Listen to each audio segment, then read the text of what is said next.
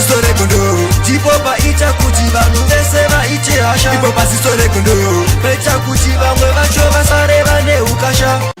Masikati akanaka muri Zimbabwe yezino nhau chitaura naSkimbo pasore Kondo TV. Nasi munhau dzedu change chibata zviri kuitika mumativi mana enyika current affairs. Munhamo yaZimbabwe zvaoneka kuti mageto yusa achamira pachokwidza malevels pakubira vanhu mushure menge kuna mbuya vakatengeserwa jolly juice yepineapple vachinzi mafuta ecooking oil. Ndichaita muzvionere mega apa vanga vatenga nemayusa. Zvionere mega. Kune mbavha mbiri dzakabaswa dzichiba idzi dzakanzi Mimi achikura vezvekumhanya chatanga tambuka chiresezi yenyamunokwana. Idzi mbavha mbiri dzakamozi dzimbotanga dzamborovana muromo kureva makisi. Tichaita muzvionere mega iyi saizi yakanyanya. Zvionere mega. Hey, nicely. Kiss him nicely. Kiss him nicely. Hold him. Play with his balls. Play with his balls. Yeah. Kiss him. Hey, nicely. Use tongue and all. Give my love bite. Give my love bite in his neck. Bite his neck. Bite him. Bite. Yes, baby. Kuzoitawo zvawo baba munini vakabatwa vachirarawo nemukadzi wemunhu. Ava ndo vakarohwa mademo ayera vakarohwa zvetsatsizi. Ndichangoita muzvionere mega ukatamba nemukadzi wemunhu unokona kusara wachimukuyu. Zvionere mega. Wana kapfeka kondomu.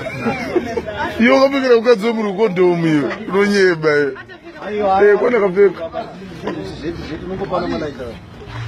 Asi kana akapfeka kondomu here muzukuru. Kula akapfeka kondomu kupi kani? Ari kutaura ono. Taura wakapfeka kondomu. Wakatenga kupi kondomu racho? Wakapfeka kondomu. Ngati ukatotaura nemunhu yeye ndiye anogona kutokuita ndikuziye. Akapfeka muzukuru chimu. Kune video yandasangana nayo ndiripo pamasocial media apa yapasta starawo chero anyazoroona asi iwo vanga vachiti makandiwa ari kubira vanhu mari achiwapa maristband achiti anovapa mari asi iye achitora mari yemashuwa. Apa da kuti muzvionere mega mundizoti munopaono sei. Handina kuzokutaura zvakawanda. Vhangeri rinotisira mari kumunhu waMwari.